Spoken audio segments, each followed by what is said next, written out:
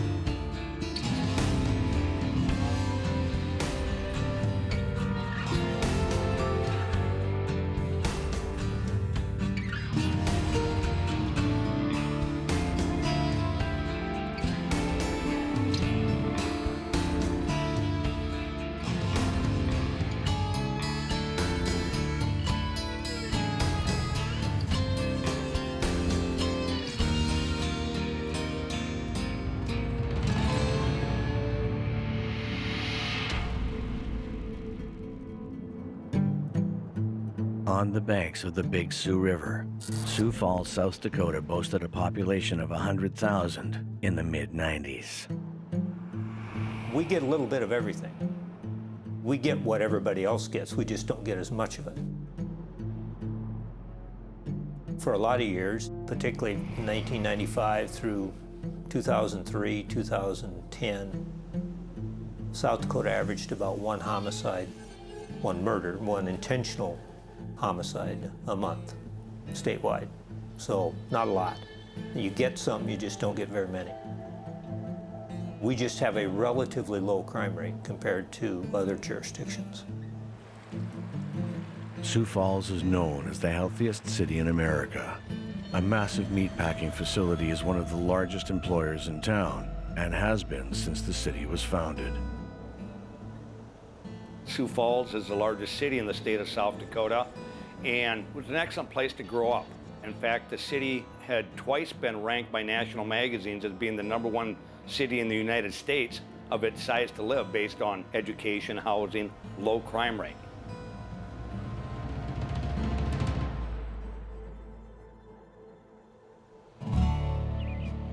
"28-year-old Piper Streyle and her husband Vance moved to South Dakota to pursue their dream of opening a full-time church.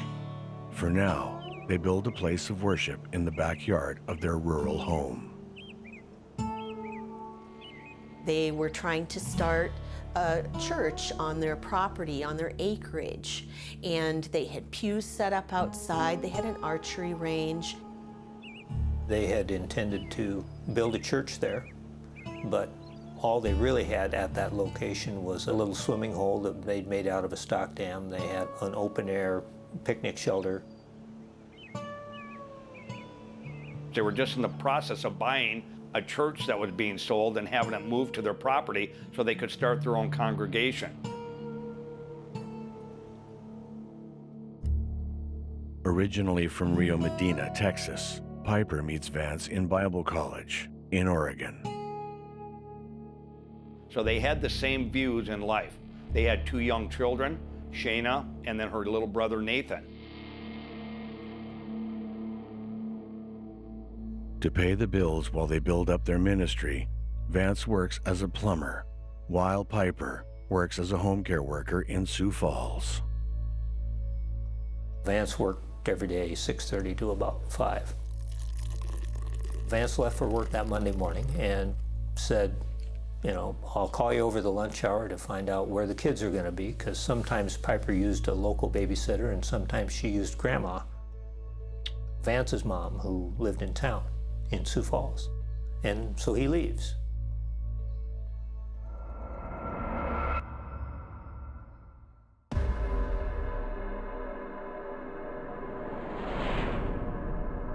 "9:20 a.m. Piper calls the babysitter to say she's on her way with the kids. Piper called the babysitter and said, "I'll be over at the usual time," which would have been about 2 o'clock in the afternoon. But that's the last anybody ever heard from Piper.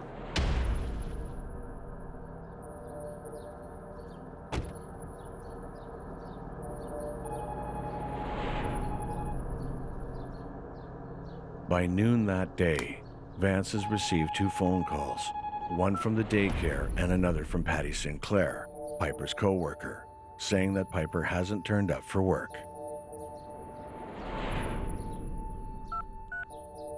When Vance calls Piper to check on her, the answering machine picks up instead.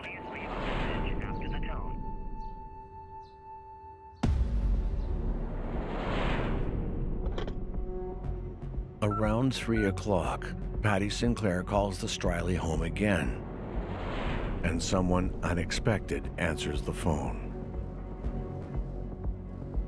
Patty hears the distraught voice of Piper's daughter, Shayna. Young Shayna answers the phone. Shayna is almost 4 years old. The co-worker asks, "Is your mommy home?" Shayna says no. "Is your daddy home?" No. "Is there a babysitter?" Shayna says no. "They're all killed." And then Shayna hangs up the phone. Of course, the worker's very concerned. She calls back and they have the 911 operator on the phone as well, and Shayna answers again. This time she was hysterical. She was crying, her mother was gone, she wasn't coming back, didn't know where her father was. She asked her, "Well, where did mommy go? When did she leave?" And Shayna says, "A mean man in a black car carried mommy away. I don't want mommy to die. I don't want daddy to die. I don't want them ever to die." And the 911 operator is giving her some information to ask Shayna to try to get more out of her, but she's a little 3-year-old girl, almost 4. And then Shayna hangs up the phone again. So the 911 operator called the McCook County Sheriff. And so all the McCook County Sheriff knew at that point was that there was these 2 little kids who were home alone without any adult supervision. Given the seriousness of the report that's been made at this point, the sheriff's priority is really on the well-being of the children.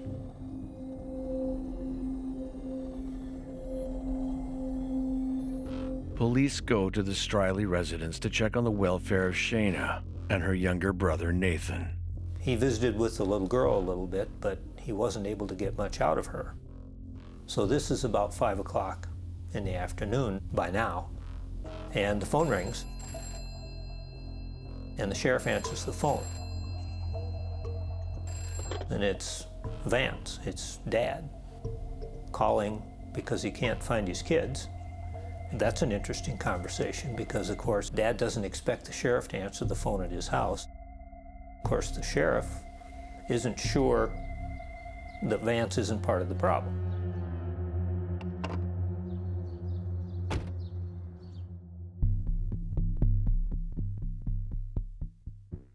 The minute Vance got home, obviously, the authorities are always going to look at a close relative. They asked Vance not to talk to the children, to stay outside so they could talk to the children more. As the investigators continued to talk to little Shayna, she kept saying that a mean man took Nathan's tent, his play tent that he just got for his birthday, and the mean man carried mommy away and left in a black car. With that, the investigators talking decided that Vance probably didn't have any part of this. So they bring Vance in, and immediately Shayna opens up and starts saying more and more about what happened. Shayna tells police that a mean man driving a black vehicle with black wheels comes into the trailer and grabs their mother. The man stole Nathan's blue tent from his bedroom. Shayna says there's a lot of yelling and that the man shoots a gun. She yells to her children, run and hide, and they do.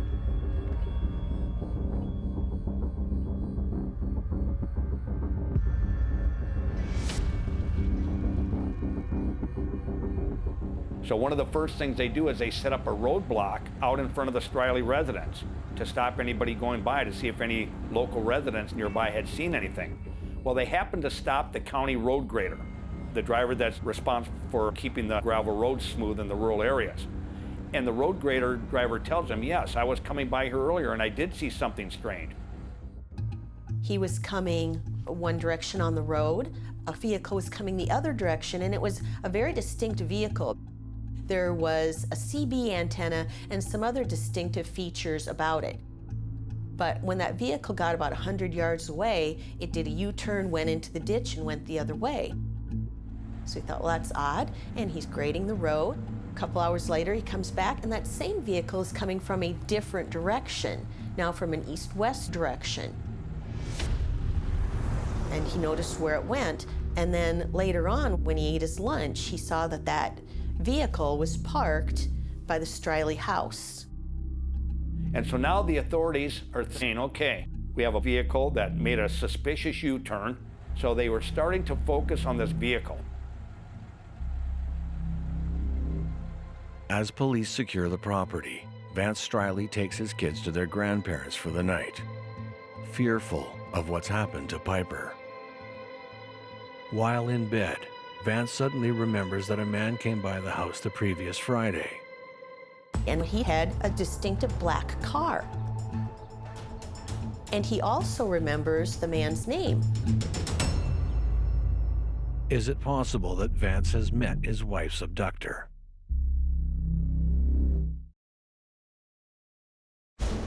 Sioux Falls, South Dakota, July 1996. Vance and Piper Streyle run Bible camps for the kids in the area. Their dream is to someday offer a church here. But a stranger turns their dream into a hellish nightmare. Piper Stryley's young daughter, Shayna, says a mean man in a black truck carried her mother away. Later that night, Vance Streyle comes to a gruesome realization. He may have met the man who had taken her.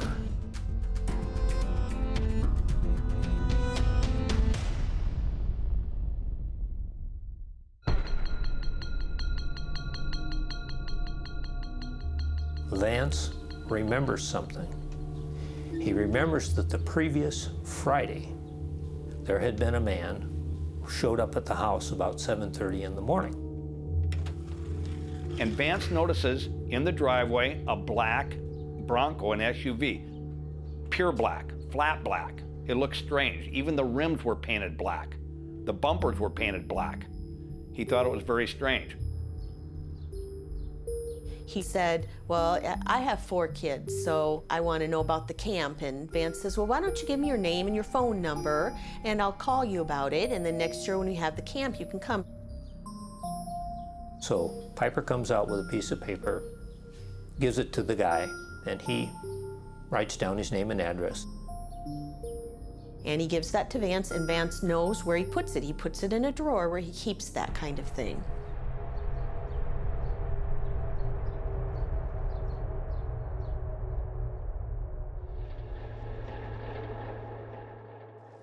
Well, they take the place apart, and they cannot find the note.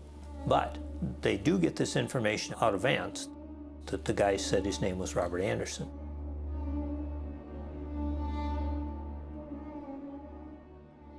Anderson told him the reason he was familiar with the place was because his father, Anderson's father, lived on Doc Schaefer's place, which was on the same road about 2 or 3 miles north of where the Streylys lived. Investigators now have a name to run a check on, as well as a description of a vehicle, a black Ford Bronco, that they can cross-check. They also know the name of an Anderson, Leland Anderson, who happens to live close by.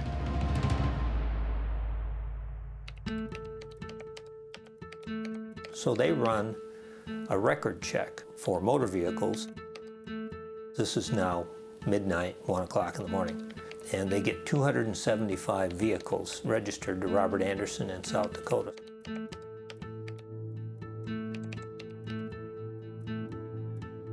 Investigators need to dig deep into the playbook to locate their Robert Anderson. One of the authorities said up near Lake Vermilion, there's a man by the name of Leland Anderson that lives up there. So they checked the records, they got a phone number for Leland Anderson. One of the investigators calls that number.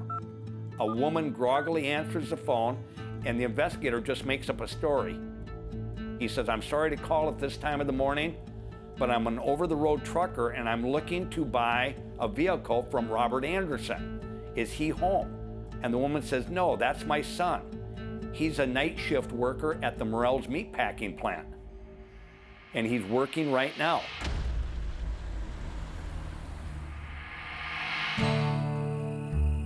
Investigators rush to the parking lot of the meatpacking plant in Sioux Falls, searching for a black Ford Bronco registered to a Robert Leroy Anderson. All the information coming into investigators at this point is starting to sort of come together. Things are heating up a little bit, so they want to act on the information as quickly as possible. Robert Leroy Anderson, whose parents live a couple of miles from Piper's place, owns a Ford Bronco, and he works at the meat plant. So things are starting to come together here. And they find the Bronco that matches Robert Leroy Anderson's license plate number. They're very upset that it's not black. So now they wait. They stake out the Morell's parking lot and they wait until Robert Leroy Anderson gets off work. Robert Leroy Anderson, owner of a blue Ford Bronco, drives home and goes to bed. He's a married man and a father of 4. Police don't believe this is the man who kidnapped Piper Streyle. Someone's a suspect, they have to at least eliminate that person as a suspect, and they think this is going to be real quick. In the interest of conducting a thorough investigation, investigators would want to interview anybody that potentially was involved or may have seen something or knows something about the event. So that interview, if it's not necessarily the suspect, would be considered an elimination interview just to gather all of possible information. So the investigator, who is very seasoned, goes to Robert Leroy Anderson's house and says, I'd like to ask you some questions. And Robert Leroy Anderson says, okay. And right away, the investigator sees red flags. When somebody comes to your house and says, I want to question you at the police station, you say, why? What happened? Am I a suspect? What's going on? And he was just so calm about it.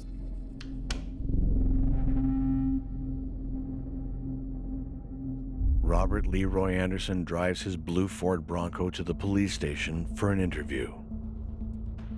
They have a conversation with him. And he tells them that he was the same guy that was out at the house Friday morning. He acknowledges he was there. He acknowledges the conversation with Vance and the essential nature of the conversation. And then they say, well, have you been out there since then? Well, no, he said. And then one of the officers says, well, is there any reason someone would tell us that you had been out there? And he says, well, yeah. Come to think of it, I was out there yesterday. And then he goes into an explanation that he did go out there to try to get permission to use the archery range, which Vance was working on out there. And he knocked on the door. And they said, well, why would we find your fingerprints on the door? And Robert said, oh, well, I guess I did go up and try the door, but nobody was home, so I just turned around and left. So now they have this perpetrator admitting that he was at the Streyle residence and left his fingerprints there. The whole instance is eerily reminiscent of the missing Larisa Dumansky, a Ukrainian immigrant who disappeared from the parking lot of a local meatpacking plant 2 years prior. The same packing plant that Robert Leroy Anderson works at. As police are investigating, they uncover another missing woman who actually worked at the same place as both Piper and Robert. So there seem to be a lot of interesting similarities between these cases, and they're starting to see a possible connection here.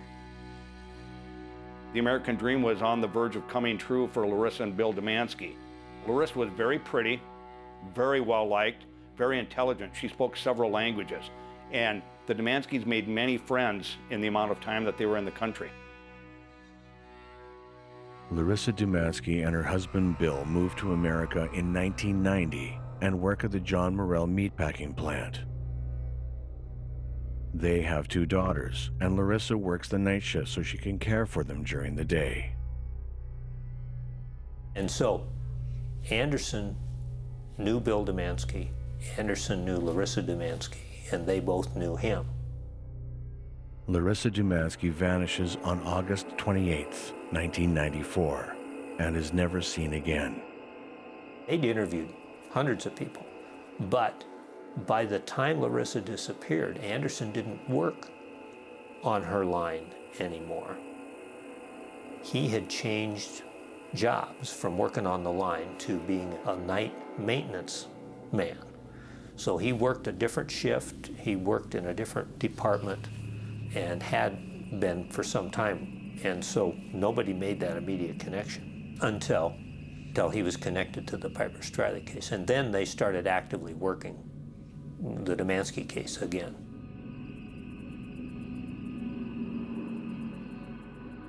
During the 7-hour interrogation, Robert denies any involvement with the disappearance of Larisa Dumansky.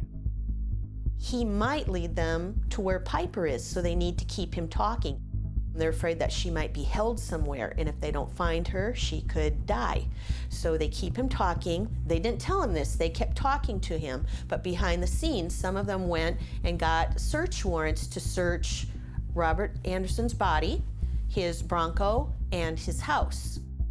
First thing that they do, and this becomes very important, they take Robert Leroy Anderson back for a strip search. And the first thing that they notice is he doesn't wear underwear. That seems a little bit odd. And when he emptied his pockets, they noticed there were handcuff keys on his vehicle key ring. That doesn't set very well. Not very many people run around with handcuff keys on their key ring. Police search the blue vehicle belonging to Robert Leroy Anderson and discover something hidden beneath the floor of the cargo area. It's a board which appears to enable the user to shackle a person to it. A discovery like this could be potentially compelling evidence. However, there are some major issues that need to be overcome at this point. All the witnesses indicate that the suspect vehicle was a black Bronco, completely black. The problem is this vehicle is blue and white. They search his Bronco. He's a pack rat. So they're finding all kinds of bags and receipts. They're finding receipts for hand sprayers, for duct tape, for eye rings, and brown jersey gloves. And they find some of those items in the vehicle as well. Receipts for paint, for some tempera paint. .393 craft paint that was purchased on Thursday, 16-ounce liquid bottle. And it looked like it's black finger paint is what it is. It's water-based paint that kids use for watercolors and that sort of stuff. So we had the cash register receipt. One of the DC agents took the receipt and went to the store where the purchase had been made and said, if you thinned that out and painted it on a car, would it wash off? And she said, you know, you're the second person this week who's asked me that. And he said, well, you suppose you could pick out the identity of the guy you dealt with? And she said, sure, I'll try. So they took the same photo lineup out there, and she picked out Robert Anderson as the guy who had bought the black paint on the previous Thursday.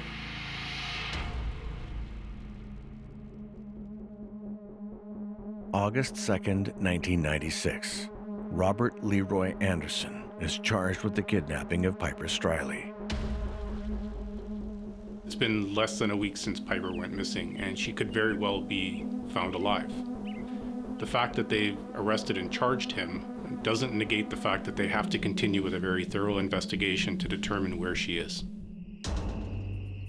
There were a couple of toolboxes in the vehicle. One had tools in it. The other one had kind of odd stuff in it.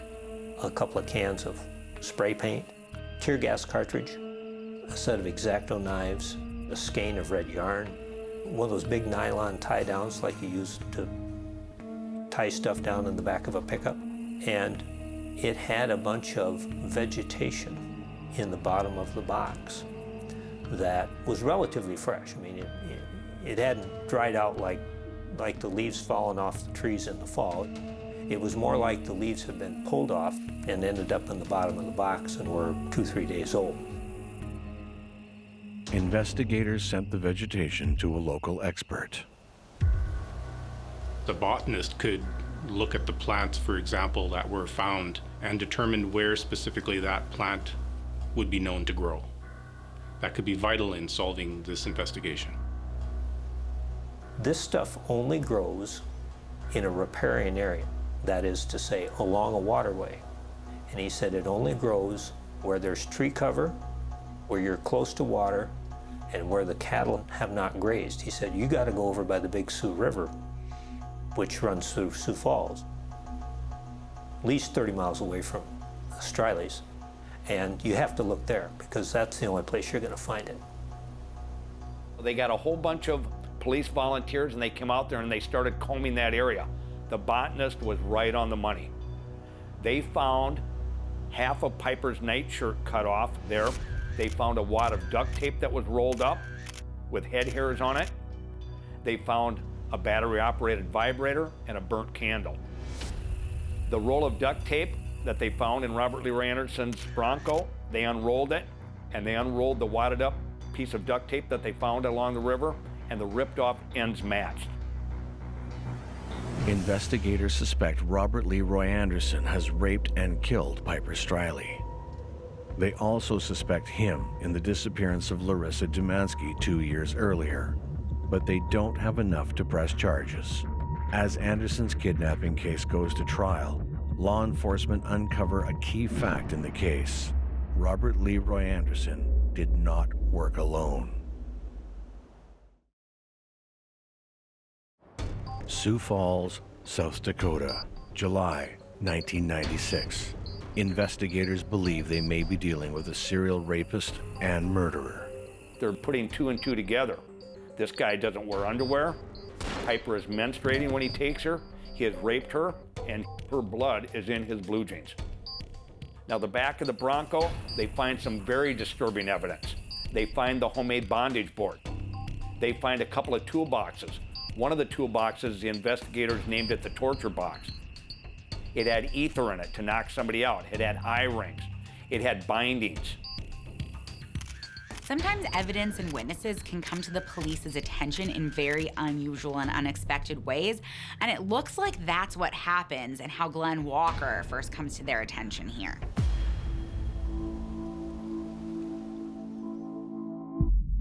Glenn Walker is an old friend of Anderson's, a friendship that Anderson exploits. The way that Glenn Walker first comes to the attention of police is through some answering machine recordings that they uncover. And so these answering machine recordings show Glenn Walker talking about how they went to Piper's because they were looking for a church for his mom. And everyone knows that this sounds strange and doesn't quite seem to make sense in the circumstances. During Piper's trial, when Robert Leroy Anderson was being tried for kidnapping, somebody came to the investigators with a recording, answering machine tape, and in it, there was something with Glenn Walker trying to say, oh, hey, remember that I told you that we were out by Piper's house because we were trying to find a church for Robert's mom? It sounded like Glenn Walker was trying to make an excuse for Robert Leroy Anderson. So they knew now there was some kind of connection, but they didn't know what it was. Glenn Walker and Anderson were childhood friends, and Walker also worked at Morrell's. So Morrell's was a focal point for a lot of the folks involved.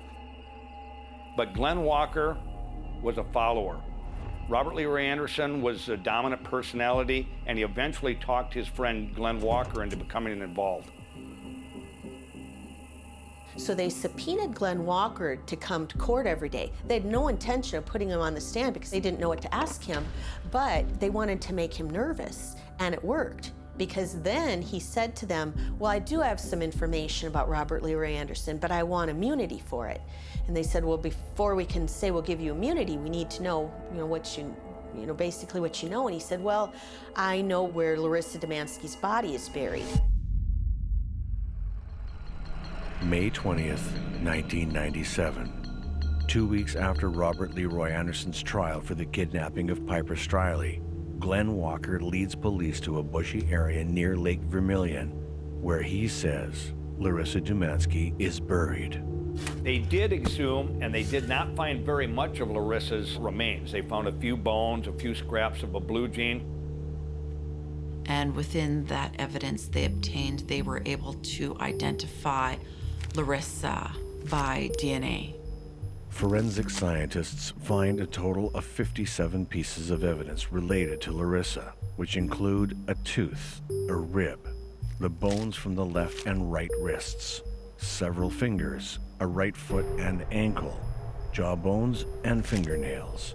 They also find working gloves, shell casings and bullets, Larisa's shoes, a part of her belt, jewelry, and pieces of her clothing.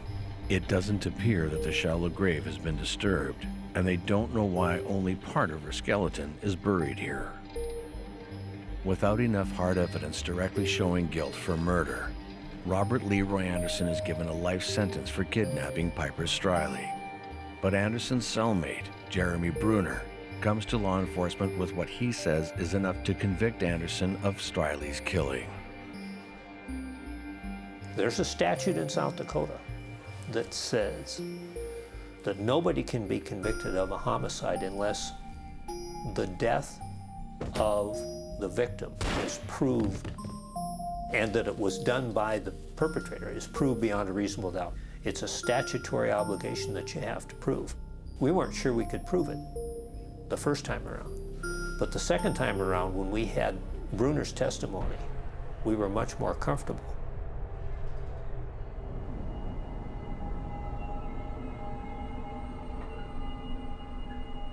Jeremy Bruner is very smart, very cunning. He knows how the prison system works. Robert Leroy Anderson did not.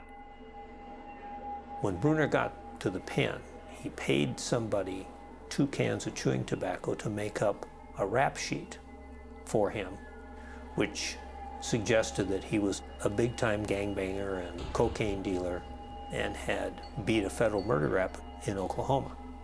Well, that would give him status. And Robert Leroy Anderson wants to know, how did you beat a first-degree murder charge out of Oklahoma? And Bruner said it really was pretty easy. I found a guy that had no alibi. I had items from the crime. We planted it in the guy's house. We tipped off the authorities. They found that evidence. This guy didn't have any alibi, and a good attorney got me an acquittal. Robert Leroy Anderson said, wow, do you think you could do that for me? Now Jeremy Bruner, a light bulb goes off, and he goes, I might be able to get something out of this guy. A jailhouse informant is someone who the accused is in custody with, who they've decided for whatever reason to confess their crimes to. In order for the prosecutor to decide to use a jailhouse informant as their main witness, they're gonna have to be really confident that that person's going to come off as a credible witness. And one of the prison officials said, look, Bruner, the state's attorney general isn't just going to come down here because you said you've got some information. You need to give us something a little more. So Bruner is shrewd. He plays an ace right off the bat. Bruner tells the prison authorities, look, you guys think that Robert Leroy Anderson took that little Nathan's play tent the day he abducted Piper to wrap her body in, but that's not the case.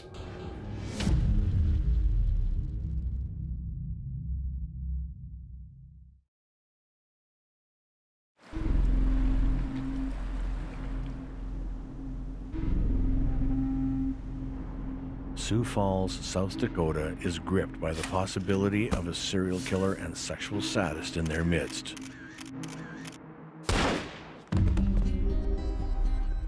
Convicted only of kidnapping Piper Streyle, prosecutors have all their hopes riding on convicted felon Jeremy Bruner to get Robert Leroy Anderson on rape and murder convictions for both Piper Streyle and Larisa Dumansky.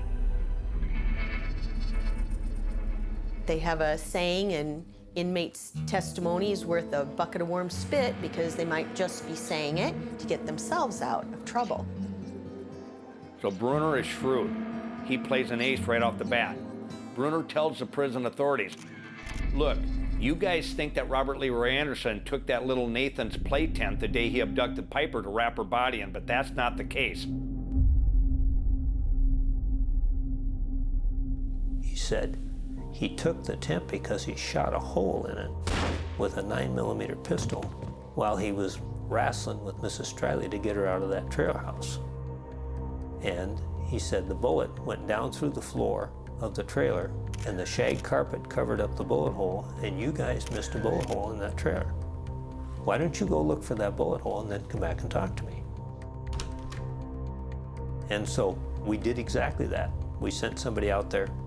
Vance rolled back the carpet and there was a bullet hole there just where Bruner said it would be. So the authorities do go out to the Streyle residence. They pull the carpet back. There is indeed a bullet hole in there. They insert a metal rod that gives them the angle of the travel of the bullet. They crawl underneath the Streyle trailer house. They dig with their bare hands and they get the 9mm slug that went through the floorboard. With the information he gives authorities, Jeremy Bruner gains credibility.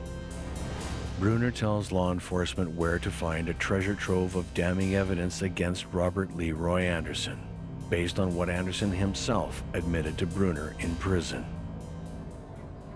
Robert Leroy Anderson goes, look, in my mom's house, downstairs in the basement up in the rafters by my childhood bedroom, I stashed the 9mm pistol, handcuffs, and I've also stashed jewelry that I took for souvenirs off both those women. I'll draw you a map, and you can go in there when my mom's not home.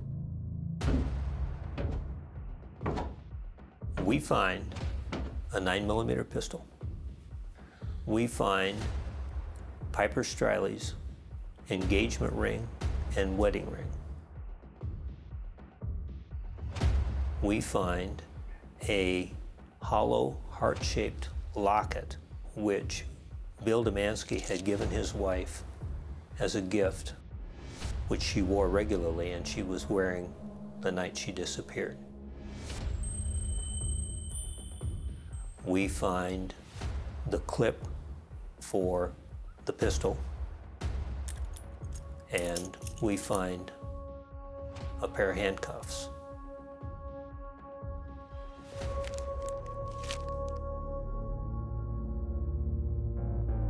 With Bruner's testimony, prosecutors can tell the court what they believe Robert Leroy Anderson did to Piper Streyle on July 29, 1996.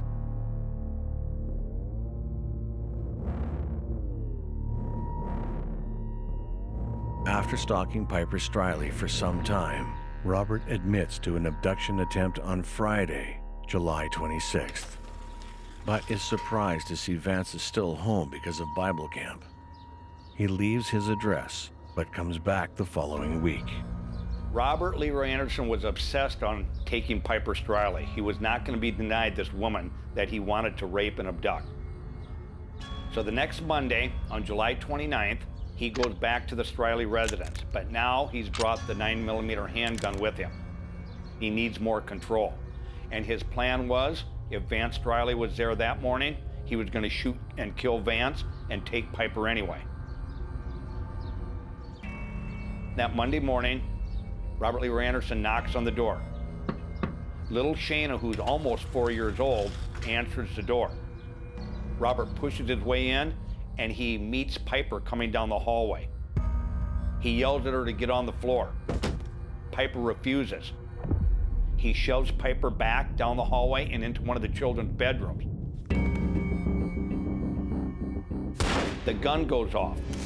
The gun shoots a hole through one of those little vinyl play tents that kids can sit up in their bedroom. He finally gets Piper wrestled to the ground on her stomach. Piper is screaming for Shayna to grab her little brother and go run and hide. And he handcuffs her, hands and ankles. Robert Leroy Anderson then picks up Piper, throws her over his shoulder, and starts carrying her out to his SUV.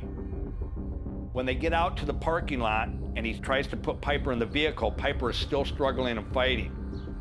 Robert Leroy Anderson shoots the 9mm handgun off near her to frighten her some more. The semi-automatic 9mm spits a spent shell casing into the Streyle driveway, but the sound of the pistol unnerves Robert Lee Anderson. He needs to get out of there. He looked for the spent shell casing, but he couldn't find it. So he puts Piper in the vehicle and hops in and takes her away.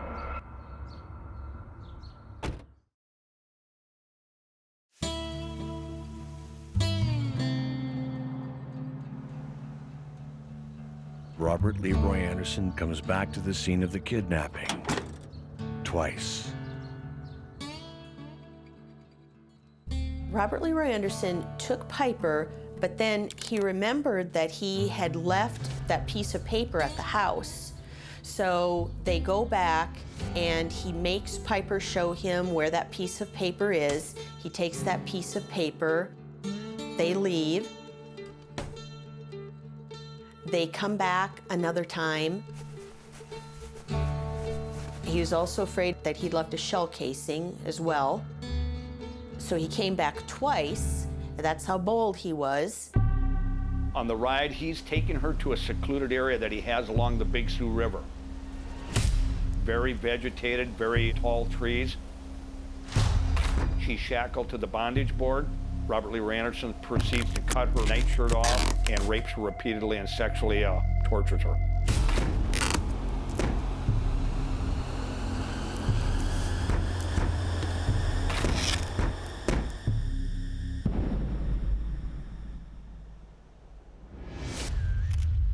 Piper's body was not recovered. Robert Anderson said that he brought her to a log jam and put her in there so that she would get caught in the logs. A lot of people don't believe that. First of all, he had been successful hiding Larissa's body, and he treated it as his property. It was something he went back and visited to recreate the crime. That's very common with people who are sexual sadists who take trophies like that, who take a necklace or a ring. It's more likely that he put her body somewhere where he could go back and visit it. And he's hoping that when he tells Jeremy Bruner this information, that he's going to get out of prison, he's going to be able to go back and see Piper's body. So it's more likely that he buried her somewhere. Thanks to the testimony of Jeremy Bruner, the court finds Anderson guilty of the rape and murder of Piper and the kidnapping and murder of Larisa 2 years earlier. The other thing is we identified half a dozen other women that he had followed around and stalked and at least considered kidnapping. And we were able to identify some of these women, and so we got some of that evidence in as well. Robert Leroy Anderson is sentenced to death. He exhausts all appeals, but prior to receiving a lethal injection, he hangs himself in his cell. While evidence shows that Piper Stryley's body was dumped along the river, the spring of 1997 saw what many call the flood of the century. An event that placed nearly half of South Dakota underwater and makes finding her body next to impossible. Despite this, investigators still search for her remains to this very day.